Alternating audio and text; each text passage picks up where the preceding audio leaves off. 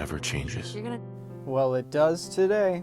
This is Fallout 4 Pacifist. Now get ready and stop hogging the mirror.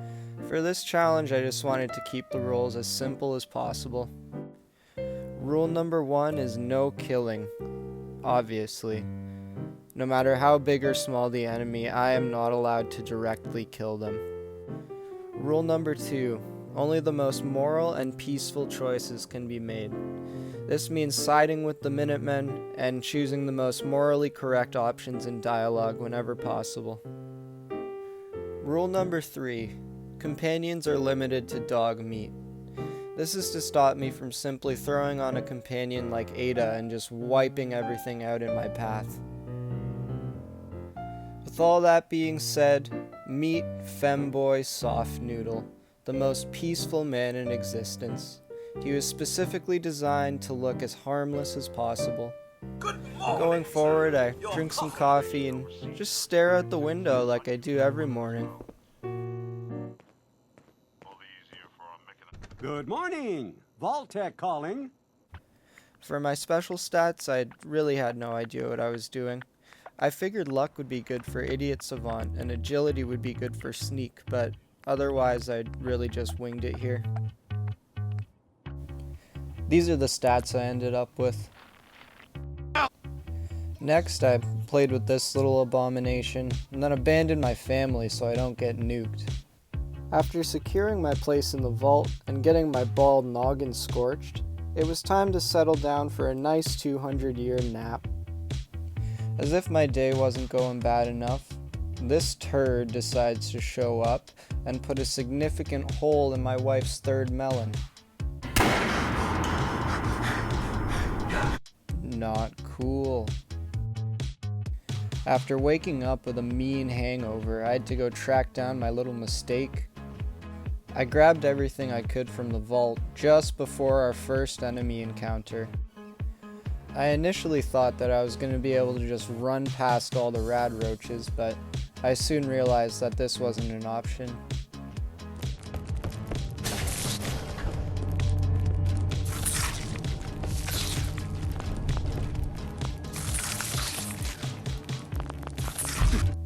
So, I couldn't pick up the Pip-Boy in combat. That was a problem.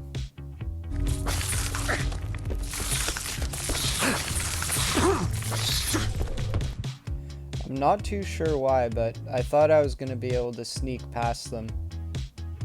This also did not work.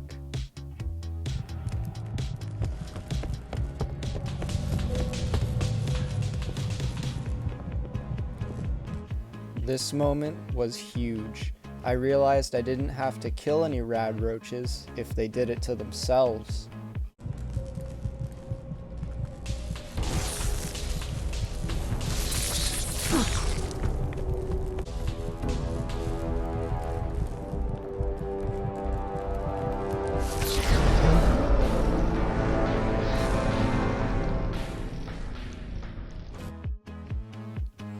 This was my first death of the series, but that's okay, because I had finally figured out a way to stop the rad roaches.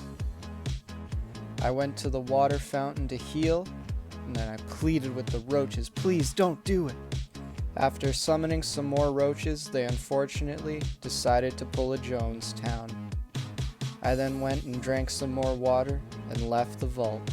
Forever changed man.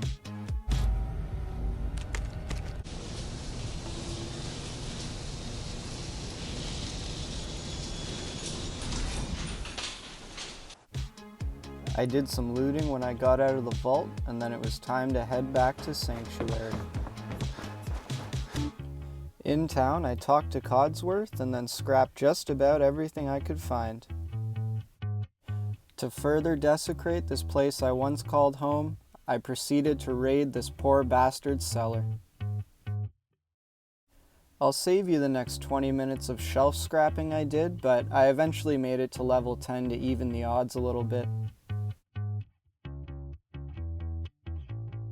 Then it was time to up my strength stat, cause at the moment I could barely carry my own testicles. Now it's time to head to Red Rocket to meet our possibly only saving grace for this whole challenge.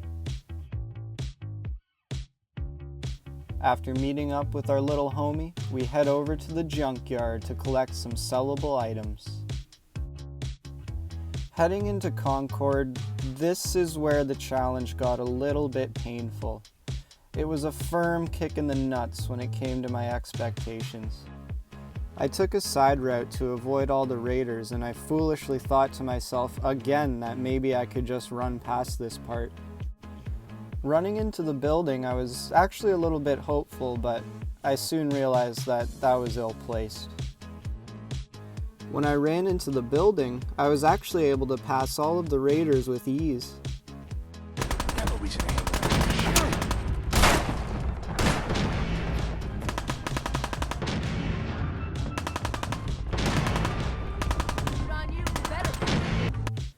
It was this moment that reality finally hit.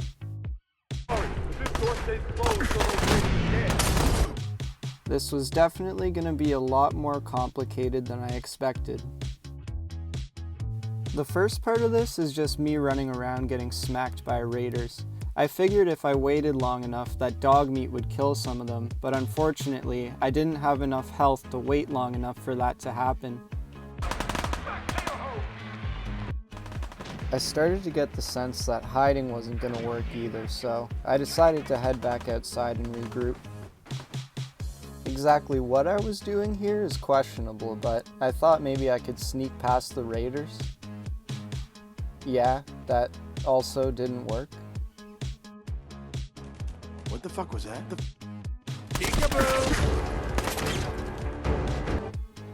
I remembered seeing somewhere that there was a way to get to the power armor early if I climbed this building. I figured that would significantly help my chances at surviving long enough for dog meat to kill some of the raiders. Not only this, but acquiring a suit of power armor turns the tides for the whole challenge.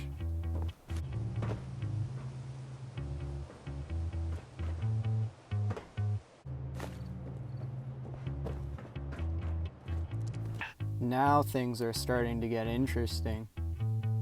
Now I can more easily spectate while dog meat goes goblin mode. After jumping in the power armor and jumping off the roof, it was time to head back inside.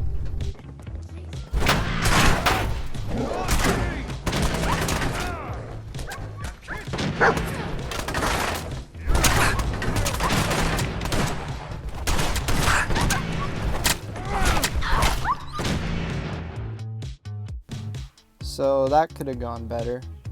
We were getting pounded out there. I reloaded the save so I could try to get into the building from the top side instead of the bottom. Once I was up here, I realized that things weren't much better. I'm not too sure what I was expecting with this approach, but the door was still locked and dog meat couldn't reach any of the enemies, so this was all basically useless.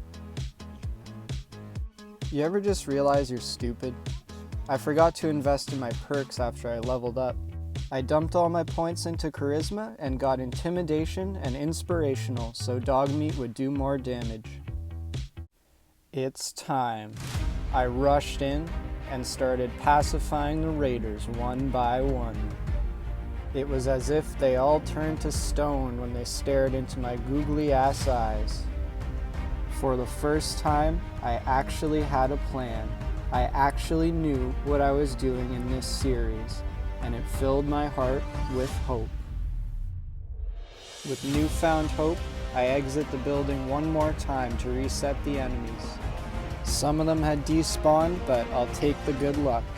It was time to let dog meat do his thing.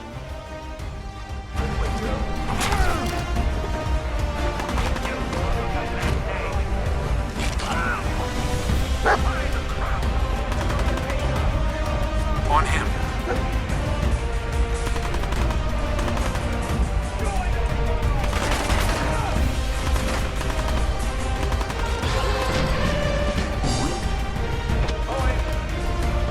Get him.